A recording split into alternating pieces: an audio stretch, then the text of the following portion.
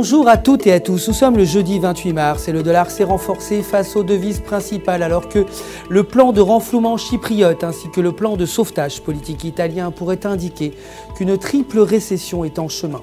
Les ventes de logements en cours ont chuté de 0,4% contre 0,3% attendus. Les principaux indices américains sont en baisse tandis que Chypre continue à nourrir l'appréhension.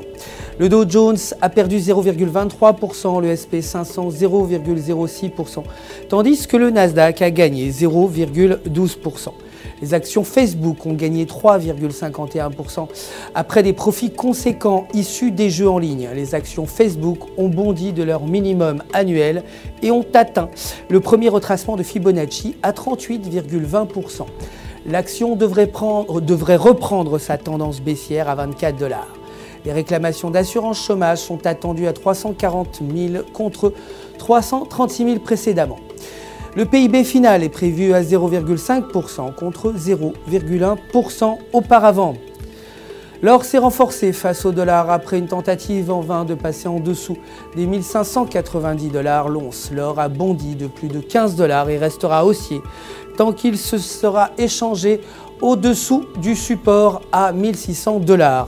Le pétrole brut, quant à lui, continue à évoluer alors que les marchés américains restent au plus près de leur niveau record et les matières premières restent haussières.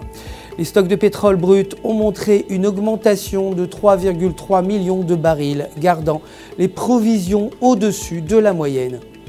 L'euro a chuté face aux devises principales alors que le plan chyprien et l'impasse politique en Italie inquiètent les investisseurs. La paire euro-US$ a brisé le niveau de support de 1,28 pour la première fois cette année alors que la tendance baissière s'accélère. La paire euro-US$ est proche de la condition de surachat selon le RSI, ce qui pourrait la renvoyer vers les 1,29. Malgré les conditions de surachat, la tendance est baissière et des positions de vente sont préférables. Aujourd'hui, l'agrégat monétaire M3 est attendu à 3,2% contre 3,5% précédemment. La livre sterling s'est dépréciée face au dollar après un PIB qui a montré que l'économie britannique avait chuté de 0,3%. Avec les troubles de l'économie européenne et l'économie britannique qui coulent, les investisseurs se tournent vers le dollar et le yen. La paire livre-US$ s'échange dans un intervalle descendant et devrait probablement continuer vers un support à 1,50. La paire restera haussière tant qu'elle s'échangera en dessous de la résistance à 1,5250. Voilà, c'est la fin du flash. Merci de nous avoir suivis, mais restez avec nous sur www.ufxmarkets.com pour tous vos besoins de trading en ligne. Votre conseiller personnel est prêt à répondre à toutes vos questions. Le centre d'assistance au trading du FX Market vous souhaite une excellente journée de trading.